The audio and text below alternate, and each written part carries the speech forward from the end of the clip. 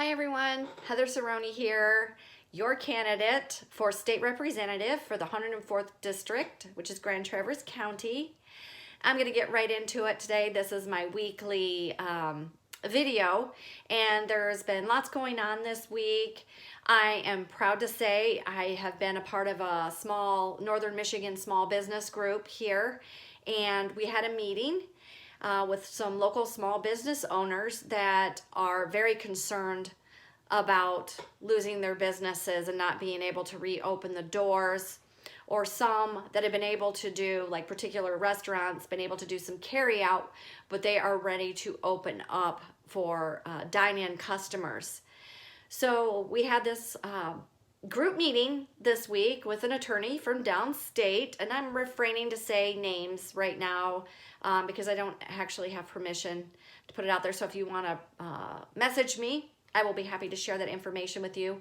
Plus, we're going to look at having another business owner meeting because there's a great businessman here, small businessman here in Traverse City that's been a leader and been outspoken about these draconian orders of not being able to open a certain part of his business. And granted, he said he's one of the lucky ones because his was more essential.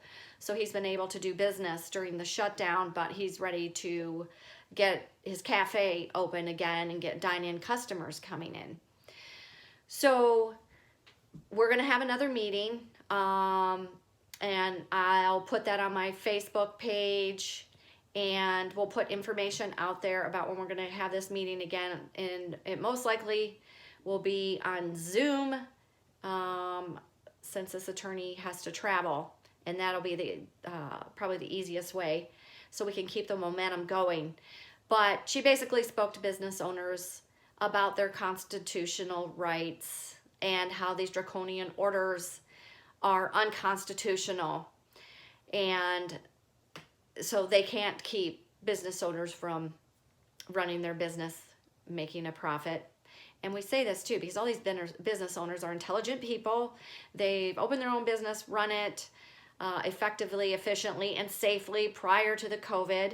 So they will keep doing safe measures because they're well aware of this virus and how contagious it is. But they're not children and they're not imbeciles. So hopefully we can keep educating business owners, and you guys can make a decision for yourself on when to open your business and how you want to go about doing that. And as I say that, you know, there's people that will, of course, there'll be an opposition, and though you have to stand up for your freedoms and liberties because they were taken away overnight. We all complied in the beginning because we didn't know about this virus. All we just saw, it was just exploding with cases and that it was so contagious. But I think over the last few months and the lockdown now extending beyond the executive orders, we're all questioning and waking up to some serious implications if we don't open up, if businesses don't open up. So we have the COVID patients, the people that have been sick, you know, their loved ones suffering because their loved ones have been sick. Some unfortunately have lost their lives with it. So you have that effect. Then you have the first responders, the doctors, the nurses that have been on the front lines, seen some of the effects, that have been exposed to this virus. We're forever grateful for them and all their hard work. But we also know that some of the hospitals clearly didn't even see the cases, and now they're furloughing doctors and nurses because they're losing business. So there's that effect with the virus, and then there's the effect of the small business owners not being able to open up, like particularly the retail and the restaurants and bars. And then you have the salons, barbershops, and nail salons, and this is creating a serious economic crisis. Small business owners are the backbone of our country and our state. And them being told that, they're being told that they cannot open their doors. Again, that's unconstitutional. That's unconstitutional. And so we're asking all the business owners here in Northern Michigan to bond together, get together, make a decision for you to open your door safely. And like I said, we're going to have another meeting on that, and I will keep you posted. And then we also have the implications of, they're saying that COVID's going to be on the rise because of the rallies that have been happening. Well, we haven't seen that. And we had rallies starting, the biggest one, Operation Gridlock, back in, I think it was April 15th. And I had a walk for liberty here in Traverse City to coincide with that. We have not seen anything. There were no rises in any cases of COVID here in Grand Traverse County at all. Actually, I did look at the numbers again today. There's only one case. So we had 20 cases in, I don't know, for several weeks. And now we see one more increase. I saw that, I think, yesterday. It was an increase. So it was 21 cases and no more deaths. We're only at 5 deaths, and that's still too many, but that's no more than the flu. The flu, we've seen a lot more. So we have to be able to be well educated, and on the health side as well as the business side. And another implication with this COVID is that if you can't open your businesses and our hospitals, we're not seeing the patients that they thought they were going to see. And then, in our smaller communities, they're furloughing doctors and nurses. If we don't think that's going to have implications on the healthcare system in a whole other different realm, then we aren't thinking clearly.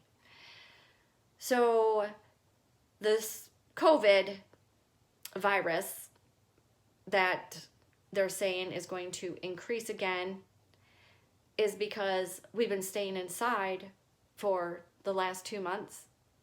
None of us have the herd immunity anymore. Our immune systems are down.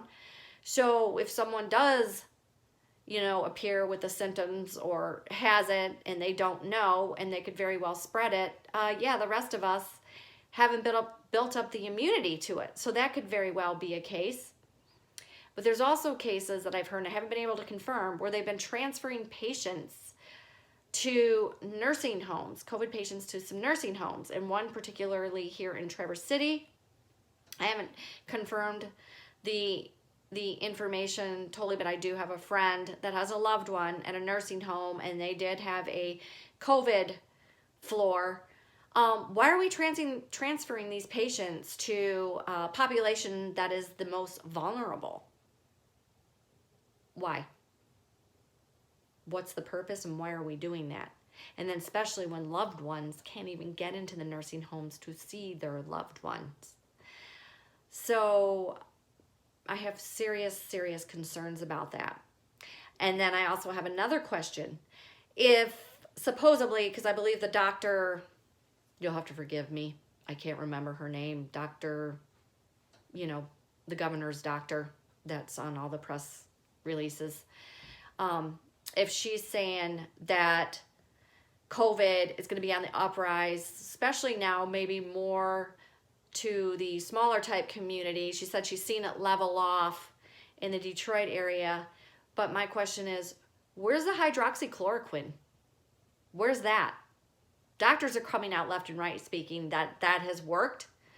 That has been great. Why are they not treating patients here in Michigan with it? I think that could help stop the increase like that and stop the spread. But I'm not a medical doctor or professional. I'm just thinking and stating some facts. So that is my question there. But again, we need to be critical thinkers about opening up Michigan, because now here, we know that our state budget's going to be in a deficit. I heard Senator Schmidt saying that the kids' schools are not going to they're going to have a major cut in their funding for students. So that's going to cause some serious implications. But how can, when our tax base isn't working, like businesses not being open, yes, it's going to have serious implications. And where are we going to get that money from? So that's another serious question. And with, businesses, businesses they're scared to open because they're afraid to lose their licenses and be shut down permanently. So I think it's time, though, that people learn the Constitution, think for yourself, think about your business, and figure out what's best for you and your family and your business. Because if you don't, the other effect that could be permanently closing your doors, versus taking a stand and standing up for what is right and for your rights. So I watched the governor's presser yesterday, and I didn't get to see all of it, but I did see a piece where there was a woman that has a business downstate.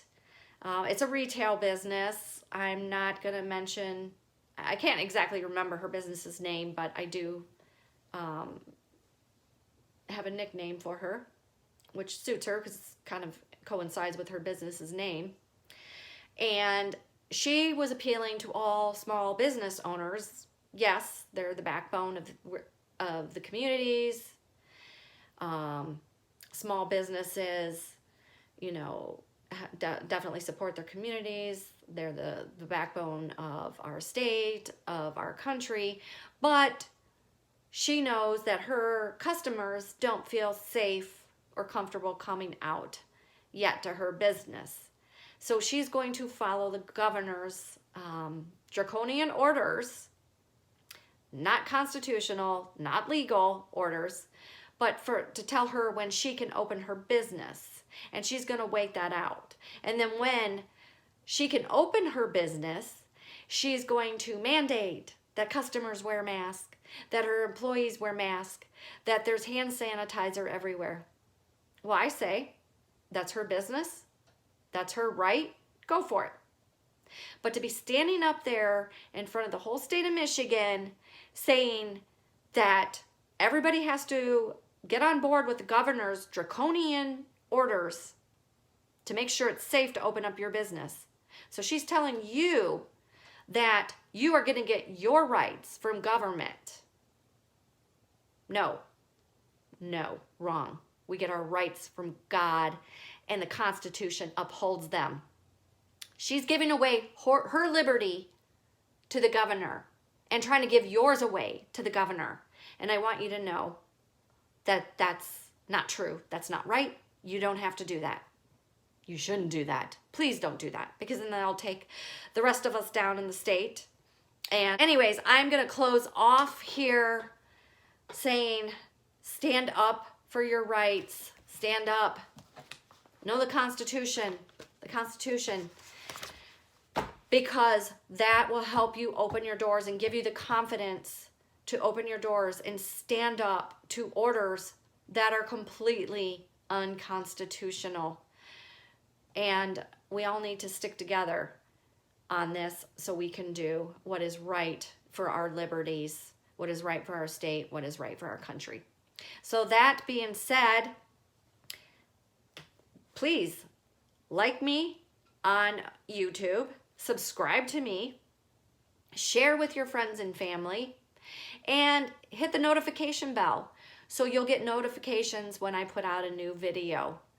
And you can go to my website to check more information about me and to also donate towards my campaign, because I'm going to need you to tell your friends, family, neighbors about me, and then I'm going to need you to show up and vote in August, on August 4th, and then again in November 3rd, because I am your girl that you want to send to Lansing. So thank you again. Have a wonderful day, and till next week.